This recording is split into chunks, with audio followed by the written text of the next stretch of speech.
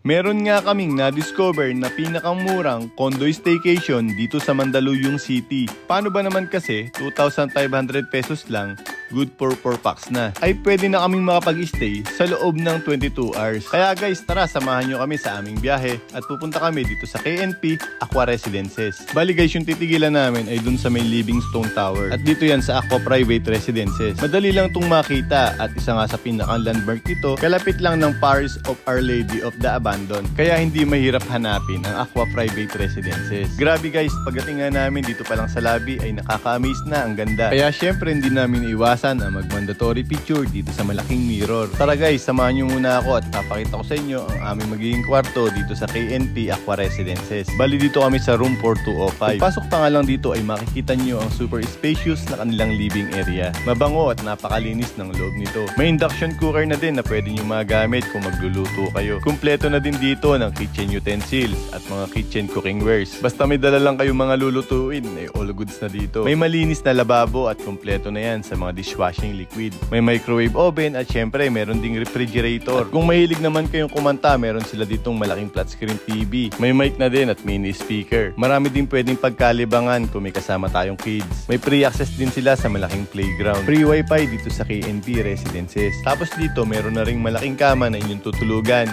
with pull-out bed pa yan. At kung gusto nyo naman makita ang merong magandang view, lumabas lang kayo dito sa inyong balcony at mabubusog na ang inyong mga mata sa ganda ng tanawin. Kapag naka-stay kayo sa KNP Aqua Residences, ay meron kayong free access sa kanilang swimming pool. At ang kagandahan dito, walang oras ang inyong paliligo, unlimited ay pwedeng-pwede. May free access din kayo sa kanilang indoor gym. At lahat ng nakikita nyo ay pwede nyong gamitin ng libre. Ang saya, diba? Kaya sinulit talaga namin at na-try namin ang mga equipment nila dito. May free access din sa kanilang basketball court. Kaya ano pa nga ba mga idol, at kung gusto nyo rin ma-experience yung ganito, mag-PM lang kayo sa official FB page ng KNP Aqua Residences. Muli ito si Kamoting Gala PH at magkita-kits ulit tayo para sa ating mga next travel destination.